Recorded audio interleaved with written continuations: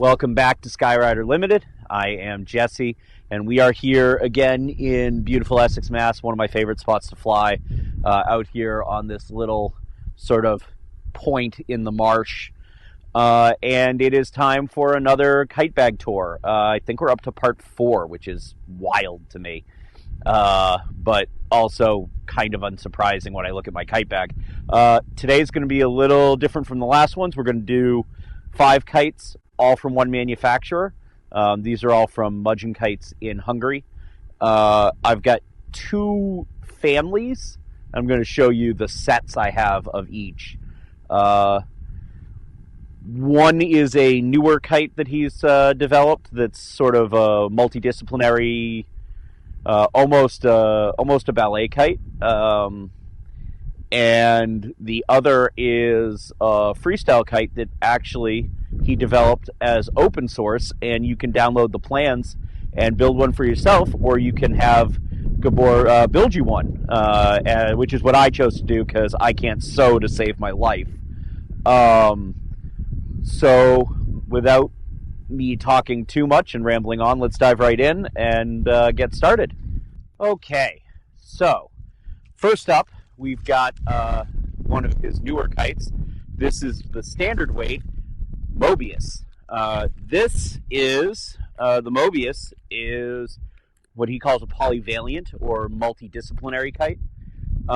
So it's kind of good at everything. Good precision, good tricking, kind of right down the middle. It would make a good competition kite. Framed in a combination of P2X, P3X, and Sky Shark Nitro lower spreaders. So reasonably robust, but still good and bouncy. A lot of fun. I find it really excels in combinations into precision. It likes to come out of tricks really sharp and really, really crisply, which is really quite a lot of fun to sort of play with the combinations. So hang on, and we'll go on to the next one. Okay, so we've got the other half of the family of the Mobiuses. This is the Ultralight. So this is a combination of 2X, 100s, and P100s, and Nitro Lights. Some interesting stuff on Gabor's kites. Just in general, his workmanship is really, really high. Just very precise. Everything in the panel layout, seams that line up so beautifully. Stitches start and stop really, really close together. Unfortunately, stuff that I don't think you'll be able to see great in the video. One thing you might be able to see, one of my favorite details on his kites is right here. The attachment points on the bridle are all sewn, not tied, so the knots can't slip. Just little things that really make the kite really, really well done. Another kind of interesting point is the nose material here is a poly nylon, almost a tarp-like material. It is the most durable feeling nose material I think I've ever seen, and really, really flexible, so it doesn't seem to affect the kite's performance in flight at all. So this is the Ultralight. If you can't tell by the wind noises or the way I'm sort of holding on to the kite, it is well above ultralight wind, so I think I'm going to get this off camera, and we'll move on to the next one. Okay, so as a rule, I don't usually go for small kites. However, I love this thing. Kind of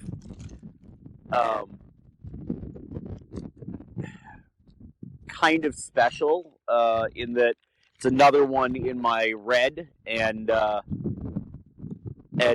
has a really good presence for such a little kite. I have been known to refer to these kites as the golden retriever of freestyle kites. Just so happy to do whatever you asked it that sometimes you don't even have to ask correctly and it'll figure it out. So this is the Mugen Lazarus. This is the SUL. So it's framed in P90 and 2PT. So very, very light frame. and I've thrown it in like half a mile an hour of wind. So as I said in the open, these are open source trick kites, which means you can go online and find the plans and colorize it and make your own if you are so inclined. I also said in the open that I can't work a sewing machine to save my life, so I didn't. I reached out to Gabor. These were the first kites I got from him, and we worked on colorizing the set. It is one of my favorite sets because I got to keep my red while still making it obvious which kite you're looking at. So I want you to notice the white wing stripes here, and watch as I bring out the other two. You'll see the indicator of which version is which.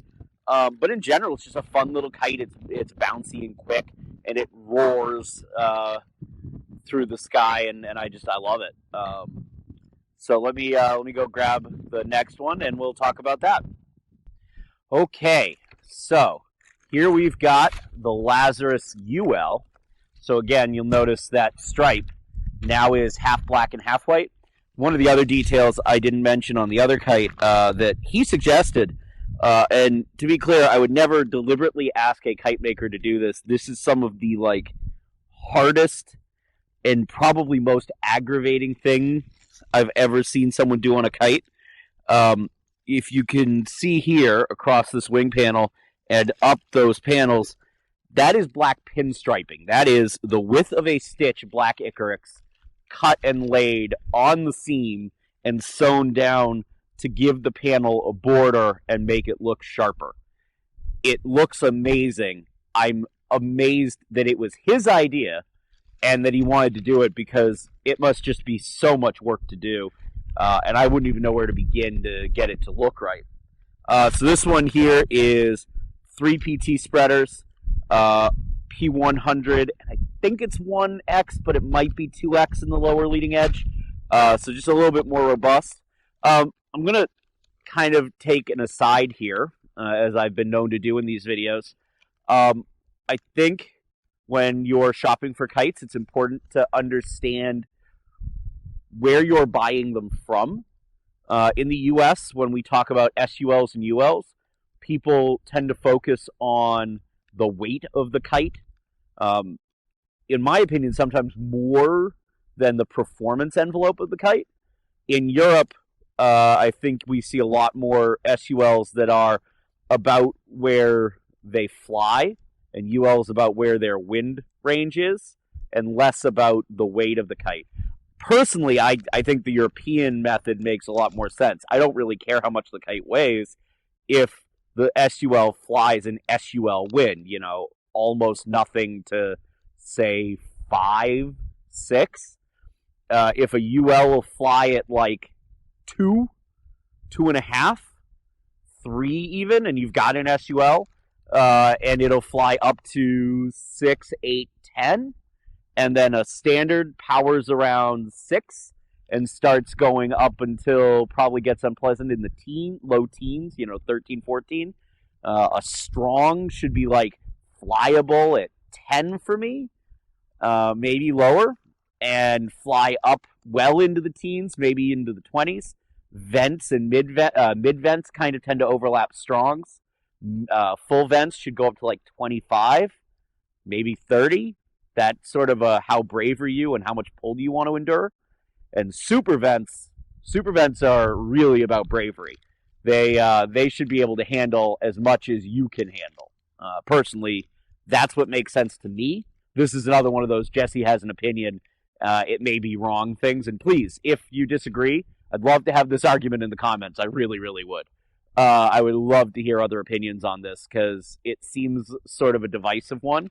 I was talking with a kite maker recently about an in-development SUL, and he asked me what I thought an SUL should weigh, and I said, I don't care. How does it fly?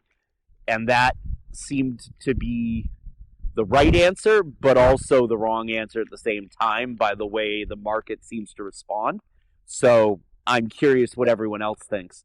So that's the UL Lazarus, and we'll jump into the last kite here. So hang on, and let me go grab that. Okay, last one. Meet the Lazarus Standard. So this is your Full wind version. Again, note the pinstriping and the full black stripe now. We've got 200 and 2 or 3X in here, and 5 PT lowers. So just keeps getting a little more robust, but keeps that bouncy, responsive freestyle sort of performance. And again, just details on the kite are so nice. That stitched bridle joints, really nicely lined up stitch finishes, and that super robust nose. If you're looking for a kite in Europe, or if you're looking for something different, highly recommend checking out Gabor and Mugen Kites. He's also got a pretty active YouTube that I will definitely link to. His website is also linked in the description. I have 2 more kites from him as well that you'll see in a later one of these. I think that's enough for right now. Thank you guys so much for watching. As always, thank you for liking and subscribing and sharing the videos. I really appreciate it. And we'll see you out there.